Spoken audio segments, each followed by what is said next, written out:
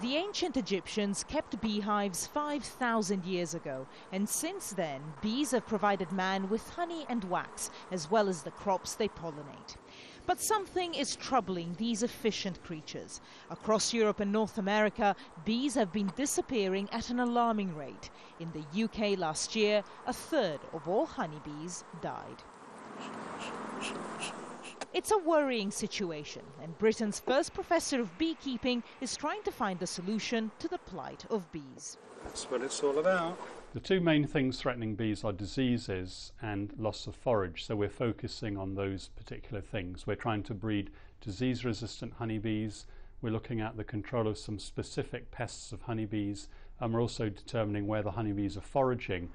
Man is certainly responsible for some of the problems that the honeybee is facing. We're farming now so intensively that vast areas of the country are full of plants, but not plants that are any good to bees or insects because there are no flowers. Their numbers may be dwindling across the country, but there is one, perhaps surprising place where bees are thriving, and that's London. Colonies like these ones have been springing up across the city's gardens and rooftops. These 4 beehives are on top of the department store Fortnum & Mason in Piccadilly, and the honey made by its bees is then sold in the shop. But more and more ordinary Londoners, concerned by the declining numbers, are deciding to keep bees. Alison and Brian started 4 years ago. Their hive is in the garden and it can host up to 50,000 bees, and they all seem to be doing well.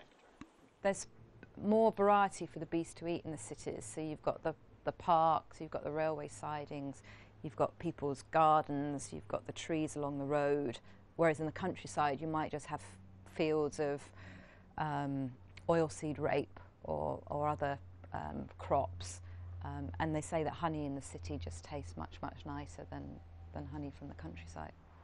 It's easy to forget that bees don't just make honey. They're responsible for pollinating more than 90% of the crops that we rely on for food, from apples and pears to broccoli and tomatoes. Albert Einstein reportedly said that if bees were to die out, humanity would follow in 4 years. The honeybee isn't dying out just yet, but it may be trying to tell us something about our impact on the environment. Barbara Serra, Al Jazeera, London.